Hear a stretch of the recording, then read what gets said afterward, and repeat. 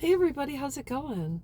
I want to talk about controlling your own narrative, and maybe you were raised similar to myself.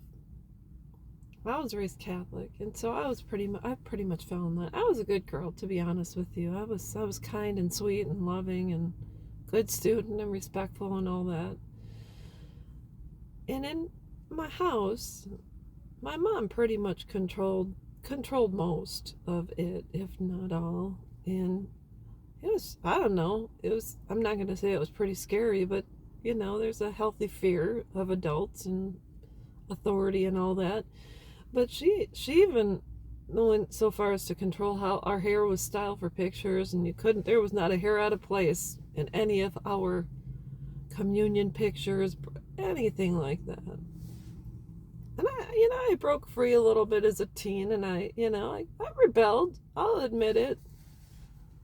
And so I think the issue when you control your children, I think that allows your children to fall into place where they allow other people to control them as well. And so I didn't have, did I have a voice when I was a little girl? Not much. Not an opposing opinion for sure.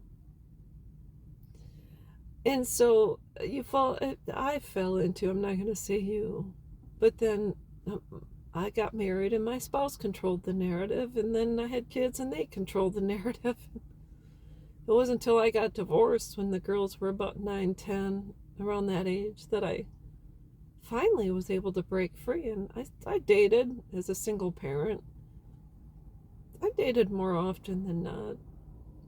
I still raise my kids. But yeah, and I think the thing is when you first get a voice and you get that taste of freedom, you don't really know what to do with it. You don't know how to navigate, and so you might find yourself being a bit of a wild child, and acting out, and that's just the way it is. You're kind of spreading your wings, and when you get trying to navigate balancing house and dating, it's just the way it is. Being a mom and a single woman again, it's just the way it is.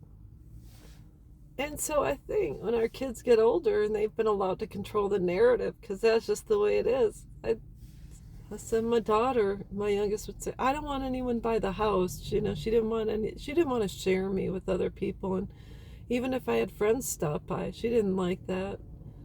It's, and so I think there comes a point in time when we have to start taking the pen back and writing down our own words, thoughts, feelings, and scripting. We have to script the narrative and do the things we want.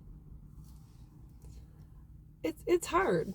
I think it's hard initially because sometimes it looks like you might look like you're to the world. It might look like you're the type of woman that has no self-control, and you do. You get up, go to work, raise your kids, and then you want a taste of that freedom, and there's nothing wrong with it. I mean, I don't think anyone should have adult parties when their kids are home, but that's just but can you date? Absolutely, you can date. I mean, when should you introduce your kids to your friends? Whenever. But I don't think they should see you all without your clothes on. And unfortunately, in one of my situations with my youngest, it accidentally happened. I never intentionally meant for anything to happen. But anyways, I just want to say, I think if you're going to learn anything from my life, there's a healthy balance.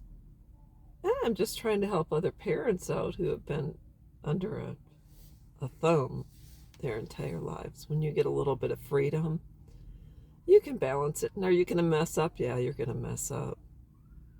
But is it really messing up when you're a single adult over the age of 30, 40 years? You want to go out and have some fun? I don't think so. So, anyways, that's what I wanted to say. I'm just hoping to help other people so that they don't feel that they should be locked in a closet the rest of their life simply because they have children. Just know your kids are going to be gone someday, and it's better to start living sooner than later. So that's all I've got, and I will be back.